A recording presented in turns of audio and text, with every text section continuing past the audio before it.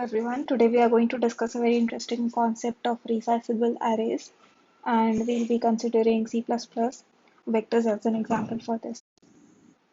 So this question was asked to me in Goldman Sachs interview, and they asked me like why is the insertion time in a vector is big of 1. So let's see the approach and the solution to this. So when we define a vector of size n, and when the capacity has reached to its full, a new vector gets created, but the size this time will be the double size of the previous vector. So what happens is, in this new vector, all the elements from the previous vector gets copied. So we can see that if the vector has reached the capacity n, then for inserting the n plus 1 at the element, we'll have to do n plus 1 insertions because we need to create a new vector of size 2n and then do insertions n times of the previous elements into the new vector. But we can also say that this operation of creating a new array and then reinserting the n elements would not happen very often. For most of the cases, most of the insertions, the insertion time will always be big O of 1. But for some cases, when it is big O of n, we take into consideration the amortized time. Let's see how the concept of amortized time works in this case.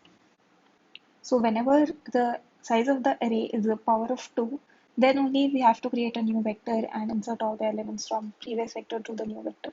So this happens at times 1, 2, 4, 8, 16, 32 up until x.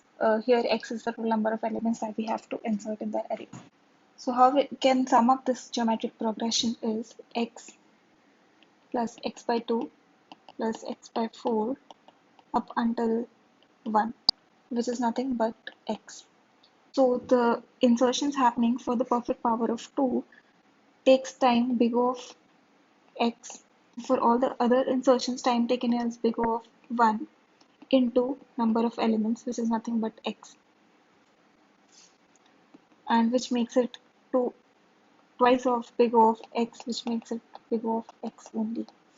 So we can say that the insertion time taken to insert x elements into our vector is nothing but big O of x, and for every operation of insertions, the time taken is a constant time, as we have already considered the amortized time into consideration.